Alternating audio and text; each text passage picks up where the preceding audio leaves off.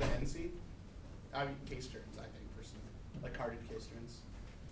Especially ones that you've highlighted down that take like 25 to 25 seconds to read or whatever. That's what my favorite thing to bury is just case turns. Personally.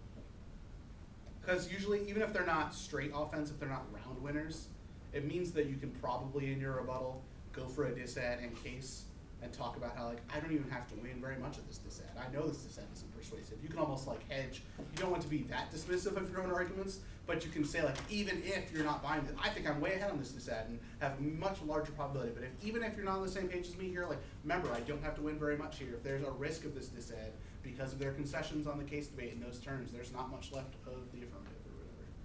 And you can make those kind of arguments. And that kind of framing is really good. This may not exactly be bad, but I think it is.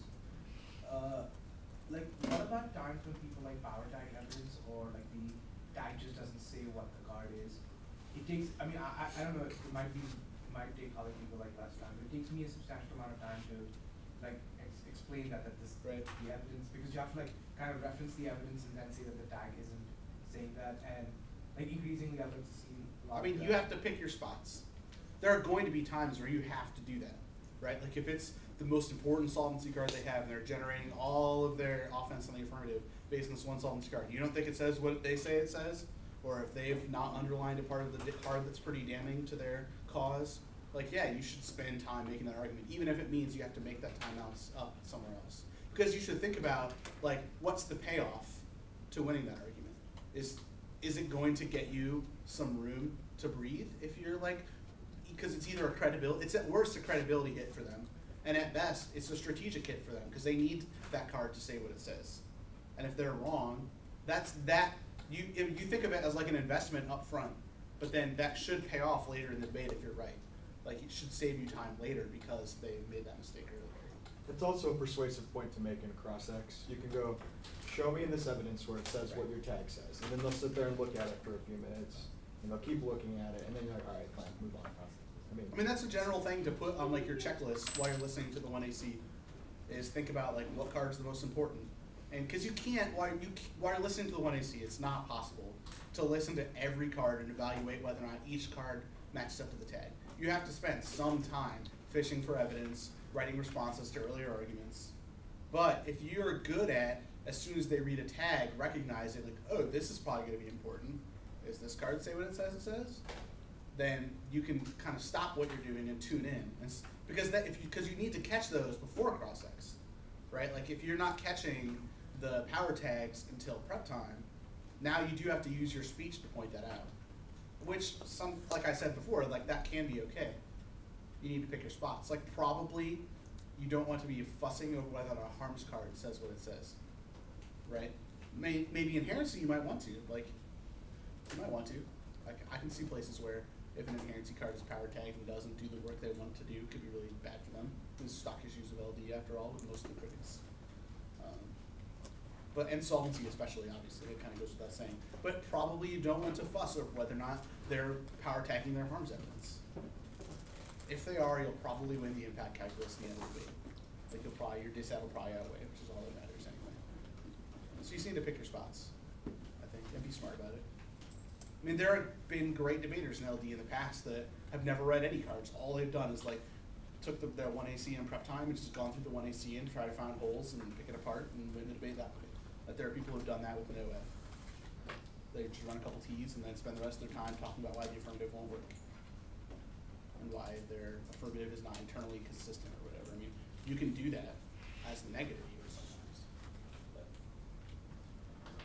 you're right, it's probably much harder for the 1AR to do that though, because you're already having to make a minute back and now you're like, but you have to think about how much, what's the payoff? If it's a link card on a disad and you don't think it even talks about what the disad needs it to talk about, probably you should point that out and spend some time rereading the card and be like, all right, where does it say that this is going to cause X, Y, and Z to happen? Like they have no link to their impact scenario. Don't have to answer the rest of the disad. So then you've got yourself a time trade-off secretly in that place. Not even secretly, blatantly. Dave? I thought you had it raised earlier. Justin? You said something that kind of reminded me. I think that on the time skew, you'll be better like, there's no rule against taking prep before CX. And I've done it a few times. If I needed to read the 1AC, like, for that reason, on like power tagging and like digesting the plan text, why waste time in cross-ex having them explain the plan text if you just need to read it real quick before you CX?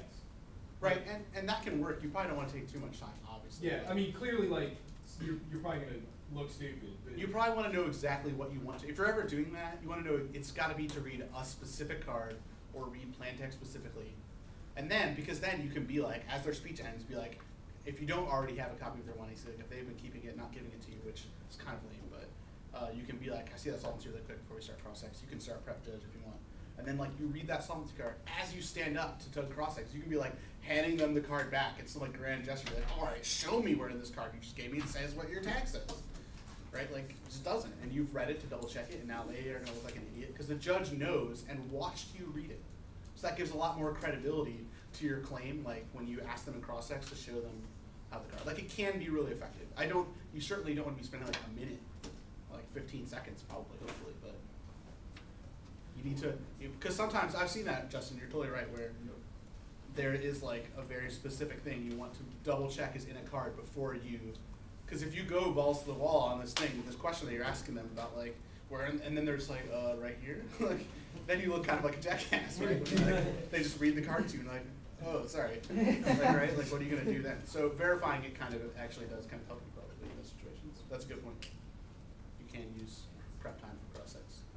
I mean, you want to have a specific goal, though, what you want to get achieved in that quick 15 seconds.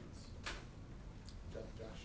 What do you think is a good use of prep time for the after the day before each speech? Like in terms of amount of time? Just generally, how much prep time you should use before each speech for the after the day? I mean, as little as possible. I like to have as much prep time for my last speech I'm going to give as possible, almost always, personally. Because like we talked about before, to be an efficient debater, like you should already have those answers written, right? Like the only time you should be using extensive prep time for 1AR is when they made an argument you'd never heard before. Well, like someone's written a new app. Right, then the 1NC probably has to, I mean, obviously that's context driven. Like if you don't have a 1NC strategy, and this topic might be a good time to prove that true, because I don't think there will be a ton of apps this topic this year. I mean, I think there will be plenty of diversity and be a lot of affirmatives, but certainly not as many as there were last year or the year before. I mean, I think this year is going to go backwards a little bit in terms of how many affirmatives there are to really have strategies against, which is a good thing, because it's more prepared debates, and more informed debates. And so I think that you hopefully will be using less time for 1NC. But like, I almost feel like 1NC prep time, if you're doing the things you need to do prior to tournaments, should just be like you're organizing some papers and then you stand up. So as little as possible.